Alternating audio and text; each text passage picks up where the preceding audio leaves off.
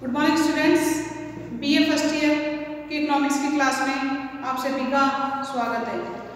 पिछली क्लास में सिलेबस हुआ था अपना, बुक्स के नाम बताए थे मैंने आपको कि अर्थशास्त्र में दो बुक्स चलेंगी आपकी, व्यष्टि अर्थशास्त्र जिसको माइक्रो इकोनॉमिक्स बोलेंगे और सेकेंड है आपकी इंडियन इकोनॉमी जो कि भारतीय अर्थव्यवस्था है। फर्स्ट पेपर की चर्चा हो रही थी जिसके अंतर्गत सिलेबस हो गया था आपका। सिलेबस में 3 सेक्शन बताए थे मैंने आपको, यूनिट फर्स्ट, यूनिट सेकंड और यूनिट थर्ड। पेपर किस प्रकार से आता है या पेपर में क्वेश्चंस किस प्रकार से आएंगे इसके बारे में भी चर्चा हुई। दो नंबर के 10 क्वेश्चंस, 4 नंबर के 5 क्वेश्चंस और 20 नंबर के 3 क्वेश्चन आएंगे जिसमें आपको चॉइस या जो है चुनाव की बात रखी जाएगी कि आपको कौन सा क्वेश्चन करना है।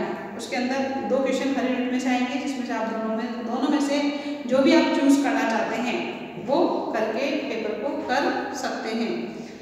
बात कर रहे थे अर्थशास्त्र की।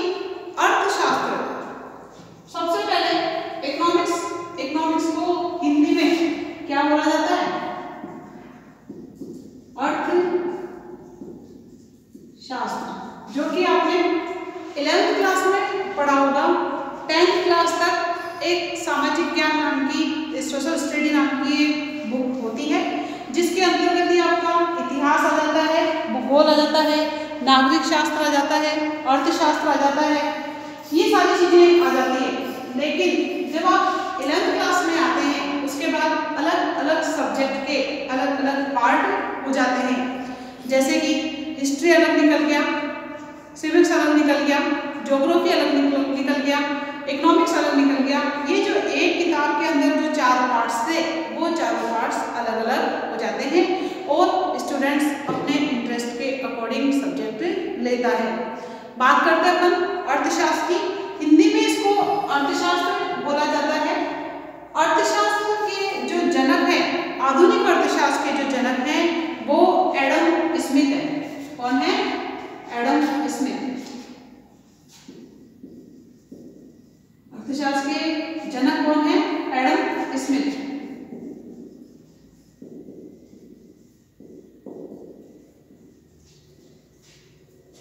इसमें आधुनिक भी कर लीजिए आप, कंफ्यूज मत होना। आधुनिक अर्थशास्त्र के जनक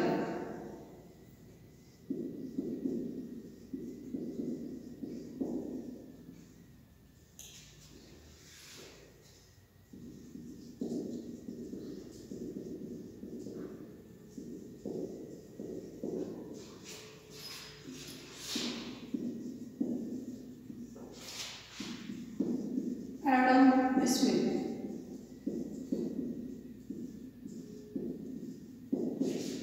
इन्होंने अर्थशास्त्र को आधुनिक रूप में करने का काम किया है या आधुनिक रूप में स्थापित करने का काम अर्थशास्त्र के जनक एडम स्मिथ को जाता है। कई बार क्वेश्चन पूछ लिया जाता है, स्टार्टिंग में जब आप करेंगे तो आपको पता चल जाएगा। एडम स्मिथ की जो सबसे फेमस पुस्तक है वो वेल्थ ऑफ नेशंस है। कौन सी पुस्तक है? Wealth of Nations.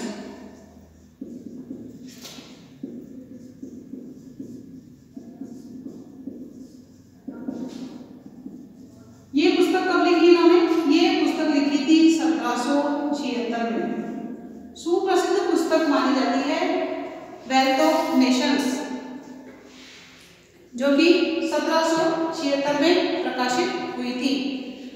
अलग अलग अर्थशास्त्रियों ने अर्थशास्त्र की अलग अलग परिभाषाएं दी थी जिसमें सबकी अलग अलग दृष्टिकोण है।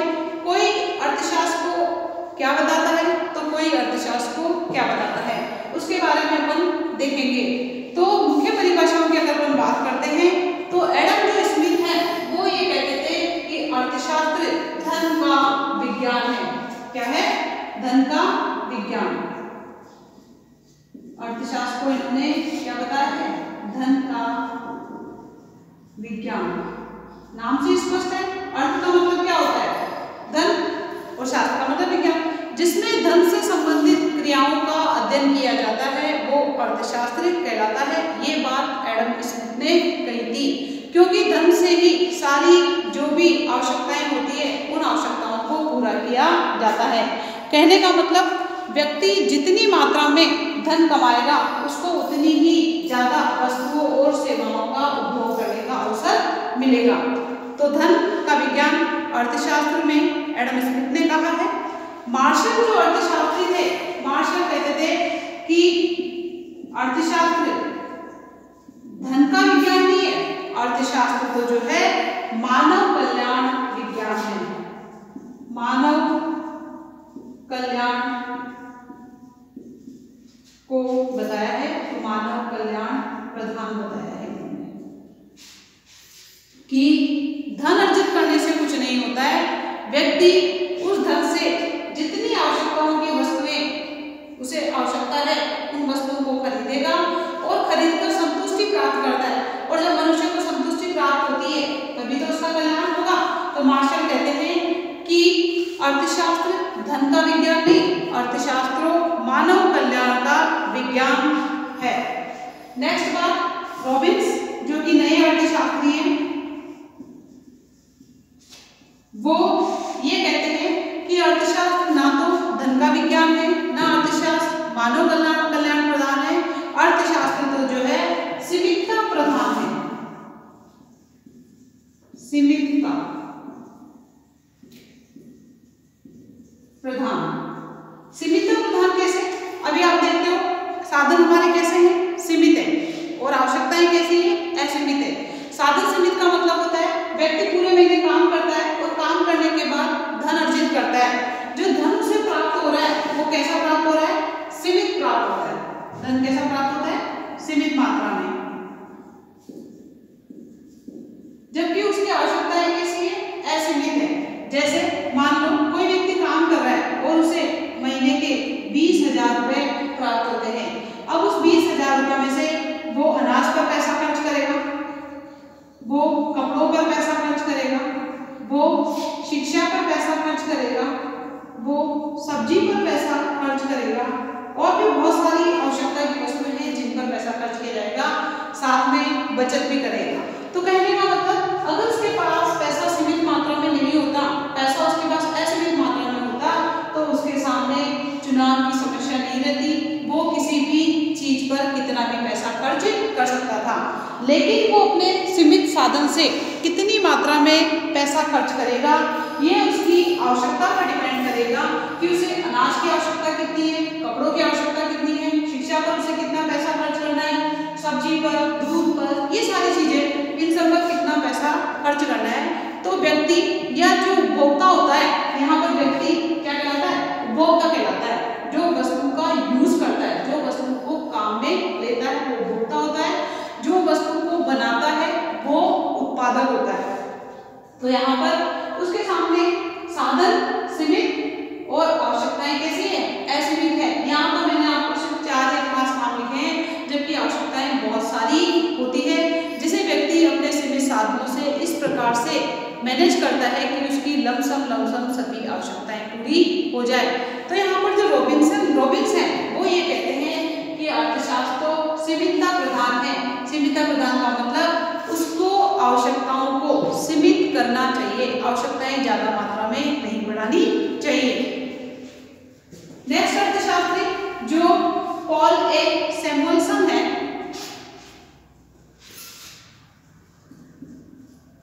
पॉल ए सैमुअल्सन, ये भी प्रसिद्ध अर्थशास्त्रियों में इनका नाम आता है। इनके अनुसार अर्थशास्त्र जो है विकास प्रधान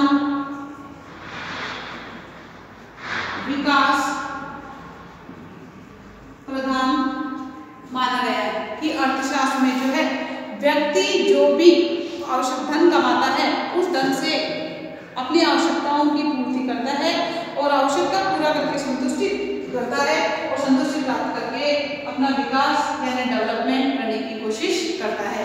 और व्यक्ति का डेवलपमेंट या व्यक्ति का विकास कब होगा? जब उसकी आय, प्रति व्यक्ति आय बढ़ती है। आय कब बढ़ेगी? जब उसका उत्पादन बढ़ता है। तो पॉल ए सैमुअल्सन कहते हैं कि अर्थशास्त्र एक विकास प्रधान के अंतर्गत आता है, जिसमें विकास यानी डेवलपमेंट को दिया गया है। नेक्स्ट है J.K. मेहता। J.K. मेहता ये भी प्रसिद्ध अर्थशास्त्री हैं। J.K. मेहता के अनुसार या J.K. मेहता ने अर्थशास्त्र को आवश्यकता विहीनता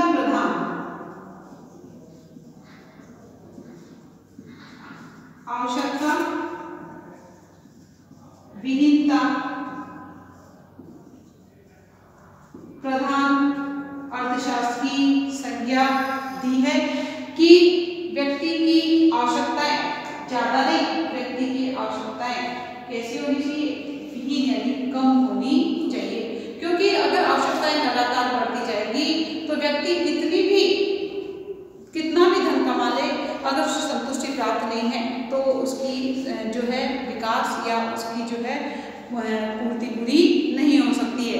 तो J.K. मेहता कहते हैं कि आवश्यकताएं जितनी कम होगी व्यक्ति उतना ही संतोष प्राप्त करेगा, और आवश्यकताएं अगर नहीं होती है तो व्यक्ति काम किस लिए करेगा, ये इनकी आलोचना करने वाले अर्थशास्त्री कहते हैं। इस प्रकार अलग अलग अर्थशास्त्रियों ने अलग अलग परिभाषाएं दी है, जिसमें एडम स्मिथ आपका first number, Marshall second, Robbins third number, Paul Samuelson fourth number और प्रोफेसर J.K. मेहता 5 नंबर। इन पांचों अर्थशास्त्रियों ने अपनी अपनी परिभाषाएं अपने अपने अनुसार दी है। इसको आप एक बार जरा नोट डाउन कर लीजिए या इसका स्क्रीनशॉट ले लीजिए।